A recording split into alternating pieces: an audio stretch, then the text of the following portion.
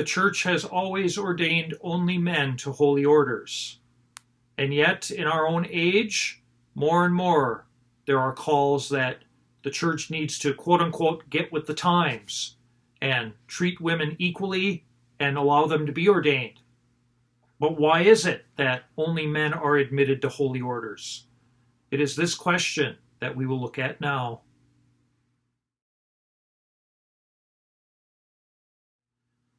Surely in our culture, there are many who, though for a couple of decades now, have called out the Church for, in their minds, being against women.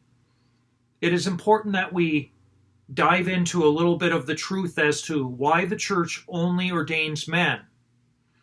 And it's important to note that while recent statements in the Church and some of the recent synods of bishops that have taken place the last few years may make it appear as though the question of women being ordained is once again up for debate and negotiation, that this is a question that truly is not open.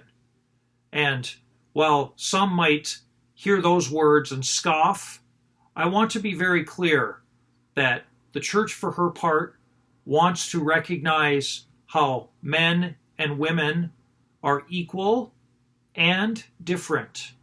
And this is our long-standing anthropology, rooted right there in the creation of the universe by God in the book of Genesis, how he makes male and female in his own image and likeness, human beings.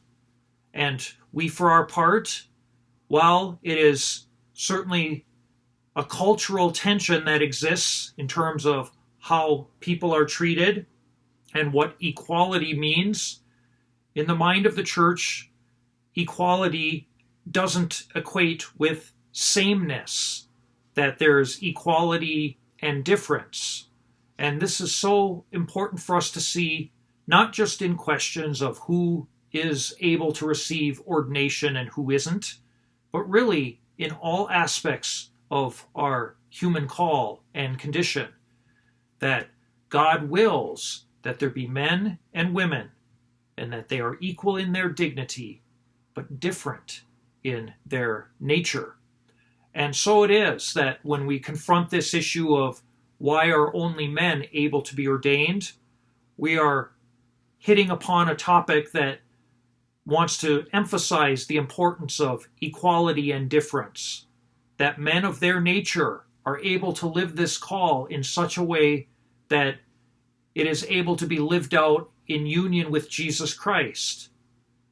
In earlier episodes, I alluded to how the image of Jesus as bridegroom, who comes into our human condition, offers himself on behalf of the bride, which is the Church, so as to draw the bride into reconciliation and communion in the Trinity and the wedding feast of the Lamb of the kingdom of heaven, how this is essential to the nature of what the priest is called to be, how he is conformed unto Jesus and called to offer himself on behalf of the bride and for her sake, so that through the priest, the very saving works of Jesus can be administered in the sacraments, and how the grace of God can be dispensed to all peoples.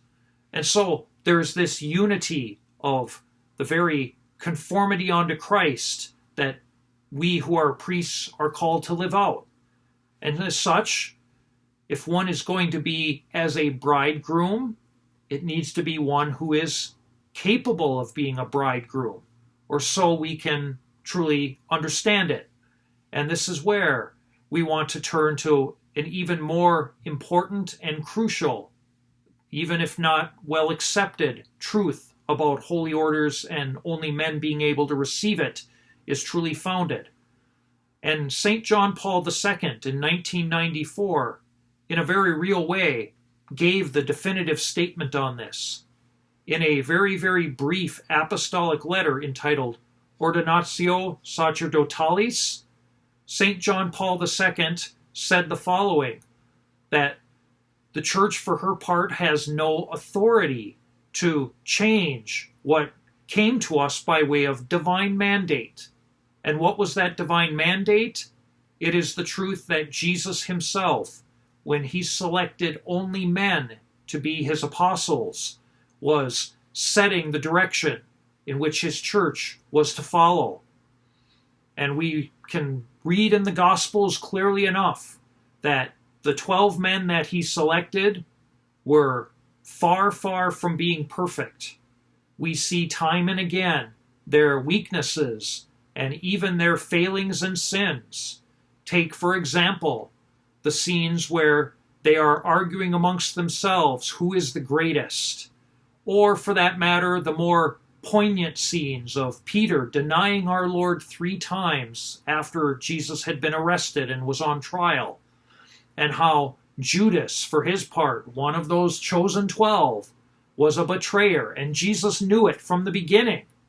But the fact is, he still chose only these very weak and imperfect men to be the apostles, and were he looking to choose those who were totally worthy, might we first and foremost focus our attention on his own mother and our blessed Heavenly Mother, the Virgin Mary. It seems were worthiness the criteria for being chosen, she would have been the first chosen. But he did not do that. And the reason he did not do that was because, again, the nature of standing in his place and being those who could be conformed unto him as a bridegroom, giving themselves for the bride. And now I know there are many who cannot accept this teaching, and I would simply ask in that sense that if this is hard for you to hear, don't be afraid to tell the Lord what's really on your heart. Tell him, I don't understand this, and I don't truly want to accept even. Go ahead and be honest with the Lord. He sees it anyway. Be honest and tell him what is on your heart and ask him to help you to at least have something that you might be able to more fully meditate upon or understand as a reason. Because I know this reasoning, this line of reasoning is going to fall short. Because it's essentially this, that the church only ordains men because that's what Jesus did, and we as human beings have no authority to change it. That is something that many cannot accept. But this is why I appeal to this other, more spiritual and theological explanation to help us to see how, yes, it is a very real part of the man's vocation to be a bridegroom and to offer himself for the bride. And in the same way, we want to acknowledge, and here again, this is part of the equality and difference, that women, for their part, wonderfully and very fruitfully do serve the church, whether it be those who have given their lives to Jesus as his bride, as women religious frequently and very beautifully understand their vocation. They see their acceptance of their call to the way of chastity as giving themselves so fully to Jesus as his bride that through their openness to Jesus loving them and working in them and through them, that they are fruitful in a way that is beyond that of really any man could be fruitful in their service to the church, the service of the church's children and people, and so forth. And so we want to first of all underscore the dignity of the vocation of women religious. But we also want to underscore the dignity of motherhood, that there again, the very nature of motherhood is one that women who are mothers, they are fruitful in a very real, visible way through their bearing of children. But their bearing of children, of course, is a gift. It is not something that they are able to carry out on their own, but it is in the right context of married love that such children are brought into the world. And so by their very nature, women, for their part, in receiving the love of a spouse, their husband, is able to truly bring about new life in the church and in the world. And this is something that quite obviously, in spite of the rhetoric of of subjectivism and relativism that exists in our times. No man could ever do this. It's a unique dignity that belongs to women to be mothers. And to that end, we want to emphasize that, and how the most perfect human being that ever lived is one who is among you as women, to show us all an example of holiness, and to aid all of us, and to be truly fruitful for the sake of all of us. And so we want to truly emphasize that element.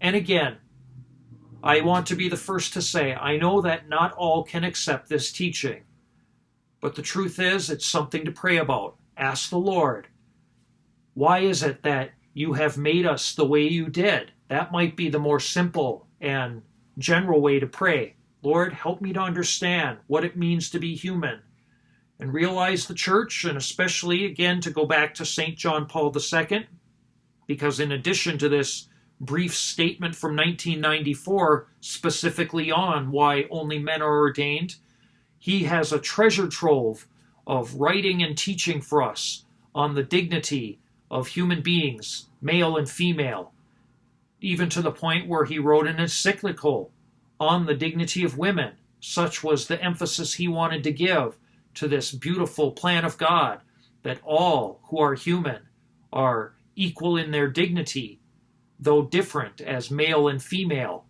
and accordingly this difference being a true good and a true element of God's plan of communion. Might we all continue to pray and realize that when it comes to this sacrament of holy orders, once more, it's not about becoming greater than others. It is about lowering oneself, becoming the servant, and offering oneself, just as Jesus did, as a true ransom for many, as one who truly gives themselves on behalf of the bride. And so may this at least plant some seeds, because again, when we take up this topic, I repeat myself, many just cannot accept it.